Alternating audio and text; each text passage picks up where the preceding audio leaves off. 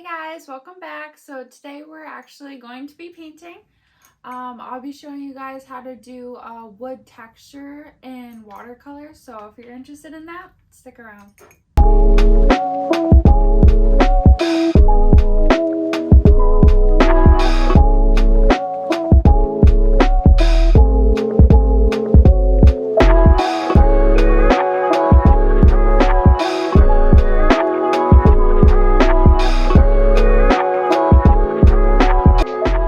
So this is a watercolor painting that I did of Italy, if you saw it in my last video. So today we're going to be focusing on the wood texture that I got in these types of doors and how I made it look like a wooden door. Alright guys, so first off, I'll just go through a rundown of the materials I'm using. Again, this is not a sponsored video, I'm just simply telling you what I use. So today, I will be using the Strathmore watercolor paper. This is a good brand. I also use Canson watercolor paper often. Honestly, either one is good. I always have a scrap piece of paper out, my palette, bucket of water, and then as far as brushes go, honestly, you can just get cheap like Artist Loft ones from Michael's. Honestly, I'll usually just grab these, and then if I'm feeling fancy with it, I'll grab the Winsor Newton ones, but either ones will work.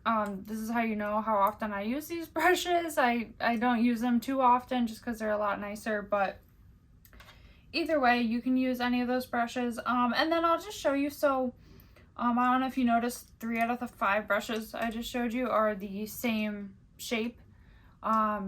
Every artist will have like 100,000 brushes and then use like 3 of them. These are mine. I like this shape the best. I just feel like, especially with watercolor, it's the easiest to move around and, you know, get the lines that you want to. Alright, so today I will be using burnt umber, yellow ochre, and raw sienna for the wood tutorial. I do use Winsor Newton. I will say I'm a huge fan of liquid watercolors as opposed to the little cakes, because you can leave them on the palette, you can spread them out however you want, do as much or as little as you want, and then they'll dry and you can reactivate them on the palette, and you have a little bit more room to spread out than in those little cake pans, but you can use whatever you have at home. So first, I'm just gonna get my brush a little bit wet, kind of wet the paper just a little bit. This is honestly optional. You could just go straight into color and just make sure your color is super wet, but you can also do it this way, it does not matter. So get your brush a little bit wet, go into that burnt umber, start to mix some color around. So basically what we're going for here is we kind of just want to make the whole paper, or the whole area that we're doing wood, covered with the burnt umber. And what we also want to do is kind of have it have different values of the burnt umber. So this is not a great wash, but this is for the most part a wash, but that's not what we want. We want to get a little bit more color, and we want to kind of have little areas where it's like darker over here, over here, over here, just random spots throughout it. Don't worry if you go too dark. We'll honestly be going over this a couple of times.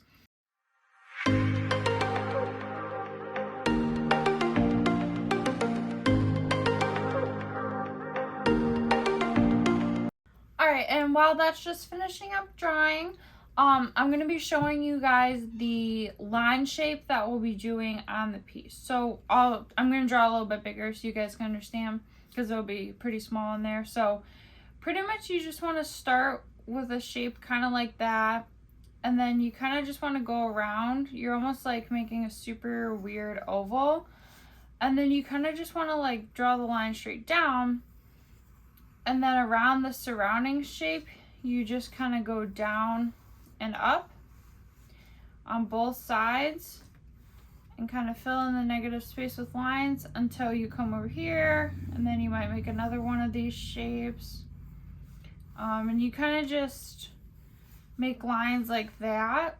And then you'll see once we throw it on here, add a little bit more color, it'll definitely look like wood. So, all right, so I'm gonna use one of my smallest brushes. It's definitely not the smallest brush I have, but you want some kind of a smaller brush.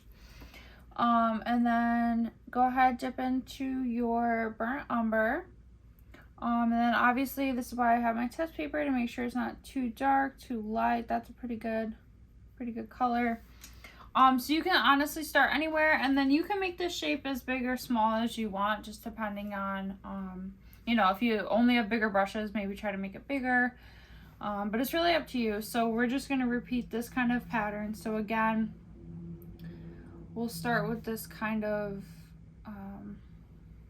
almost ellipse kind of shape, kind of stretch it out a bit, and do not worry about your lines being crooked or anything like that. It honestly works out if they're not as straight, because otherwise it looks a little too strange. Wood is definitely more of a looser type of painting when you're painting that texture.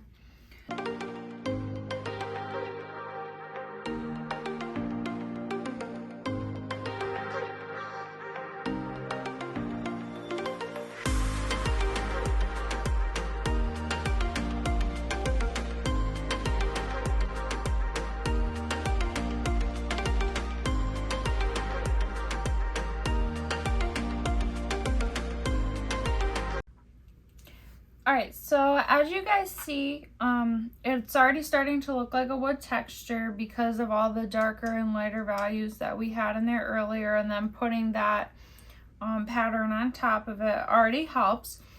So now what I like to do is I'll take a little bit larger of a brush, get it wet, and then I like to honestly throw on, this is raw sienna.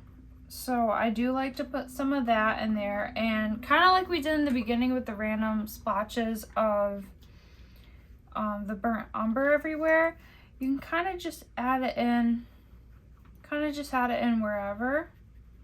Try to blend it out a little bit. Don't worry if we lose some of the lines that we just created, because we're gonna go back over them.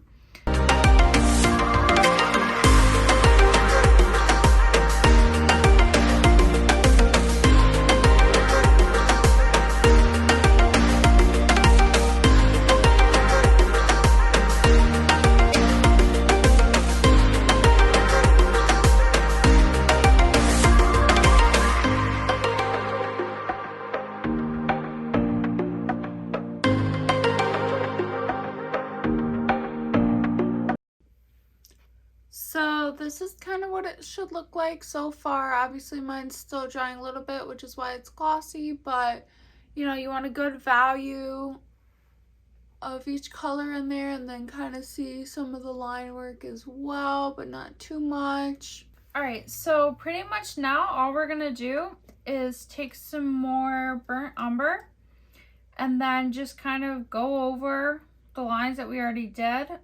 Try to make some of them darker, some of them lighter. There's really no particular method on what should be lighter and darker. It's honestly just kind of whatever you're feeling. Let the brush kind of take you wherever.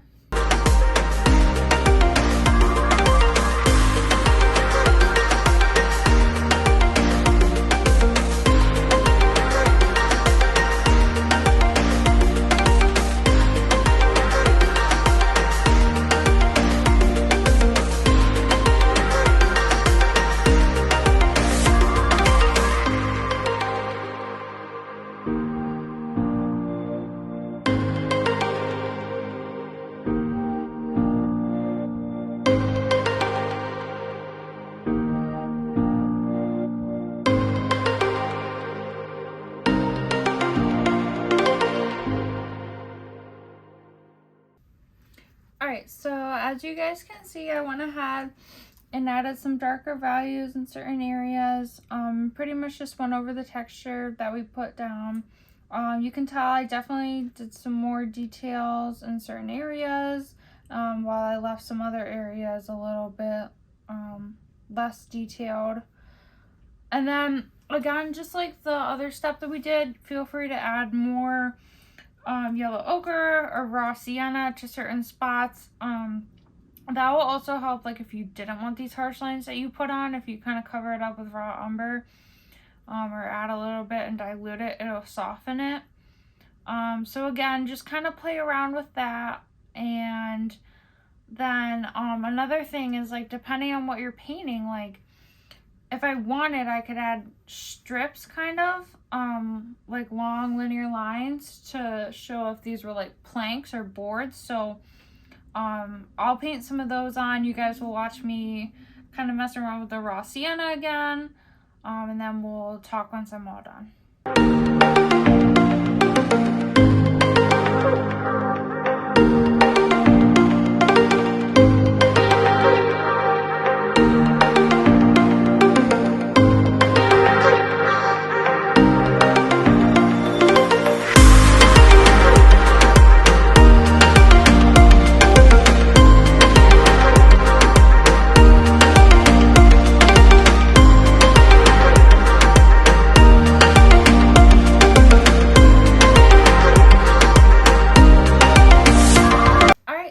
As you guys can see, this is kind of how it came out.